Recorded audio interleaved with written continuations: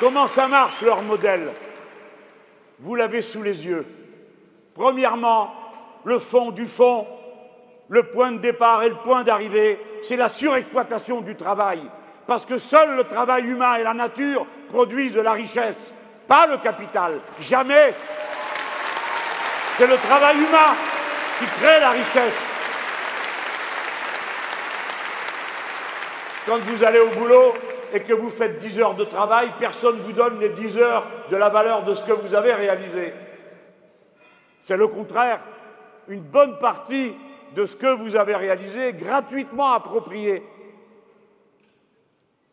Donc, leur système au point de départ, c'est ça.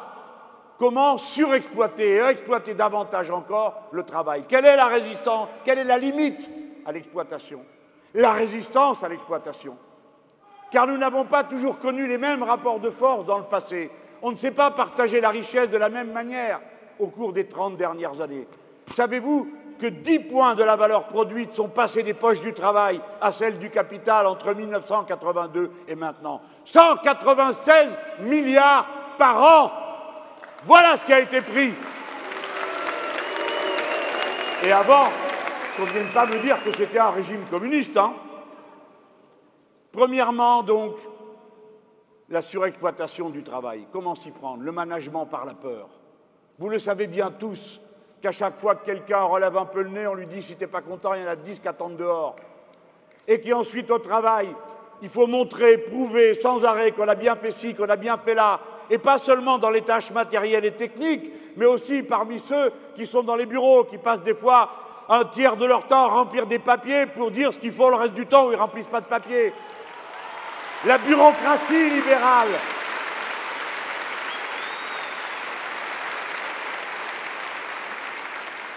Ensuite, leur but est d'allonger le nombre d'heures de travail sans changer votre paye.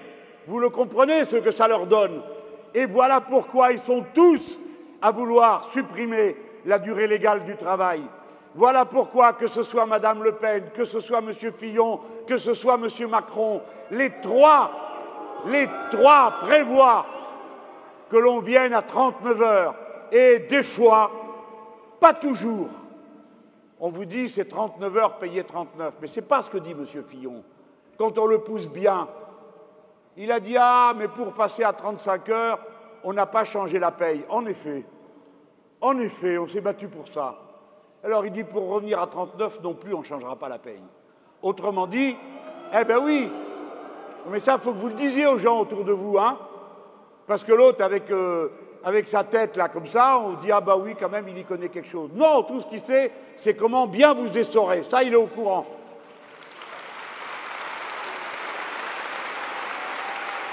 Et la madame,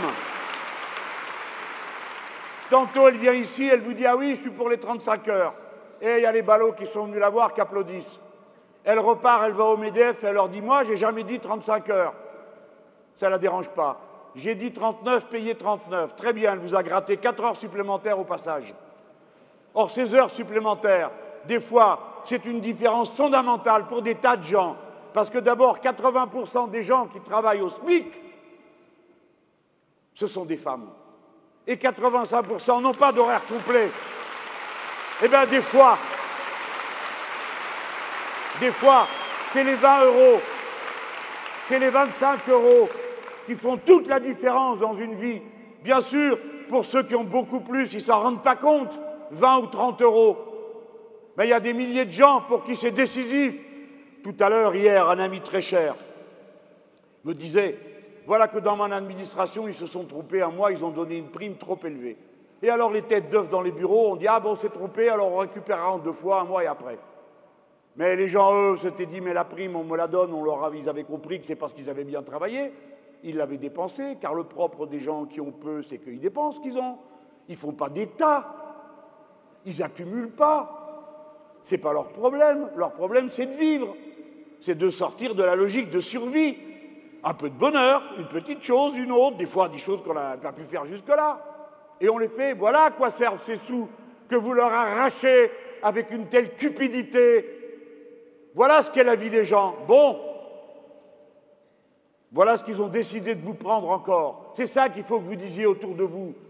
Ce qui est en cause, ce n'est pas Pierre, Paul ou Jacques, ce n'est pas la tête que nous avons, l'allure que nous avons, c'est la politique que nous allons mettre en œuvre. Si vous élisez un de ces trois-là, vous allez cracher du sang. Voilà ce qu'ils ont mis à l'ordre du jour.